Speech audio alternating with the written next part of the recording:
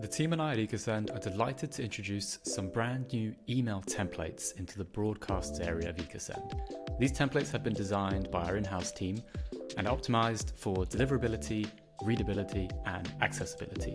Templates are a great way to get started with EcoSend if you're new to the platform and to send out your first EcoSend email campaigns. So let's jump into it. From the EcoSend platform, we can head in to send a broadcast for the smart group list I've got ready here. And we'll head to the custom no-code drag and drop area of EcoSend. We'll just scroll down to the new templates section, where you can select from a variety of templates, including a template to announce your switch to EcoSend from your previous supplier, a template for a newsletter, product announcement, and in this case, an event invitation. So jumping in. So here's our lovely new template, all ready for us to make a few edits and get sent out. So jumping into the message canvas, we have a nice image and logo, and then a text box with a nice formatting of our text for optimal readability. You can also see that we have some of our merge tags deployed to make the email more personalized, in this case using the first name variable. But for example, if you have the data available, you could add an additional merge tag property, such as a company name property, which might be relevant for this particular email send out. So let's update that now here. So heading to merge tags, and I want the company name merge tag, which I'll select here, and that now deploys the merge tag. So when we send that through, that will pull through the property of company name to all the users in the list we are sending this broadcast out to. A few more things we could note to change. For example, we could update obviously the timings to make it relevant to our particular event. We could add an Eventbrite link perhaps in the RSVP button, which we could add under action type URL, and we could send that to a particular Eventbrite page. You can also obviously update the color scheme to make it more in fitting with your company branding, and update that in the background color box there.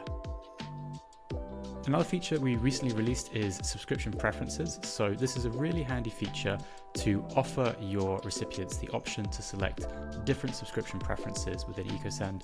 For example, you might like them to give the option to subscribe to a newsletter or to event announcements, or both.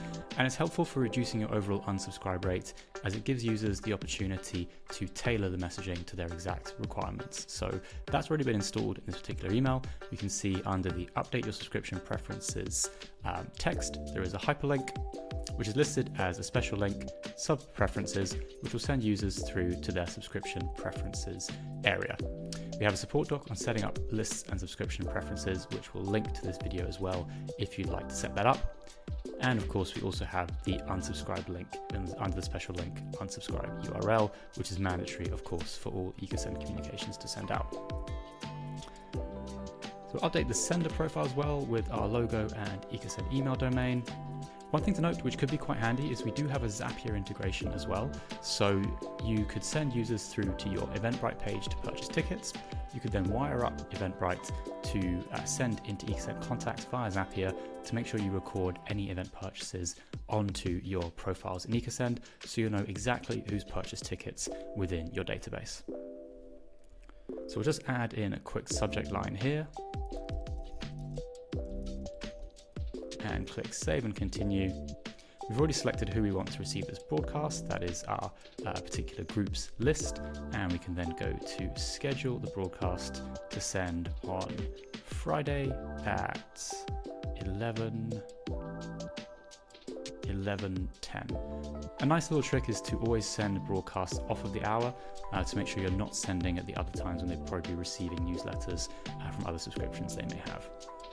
So we'll just final off by setting the name, so that's event announcement, October 2025. And it's as simple as that. You can now schedule your message. You might also like to make use of the feature to, once the message is sent, to resend to users who have not clicked the broadcast. So for example, using some of the dummy data we have here, if this was our event announcement broadcast, we could resend this to recipients who didn't click the link a few days after we sent the first email, and use that as a basis for a follow-up campaign.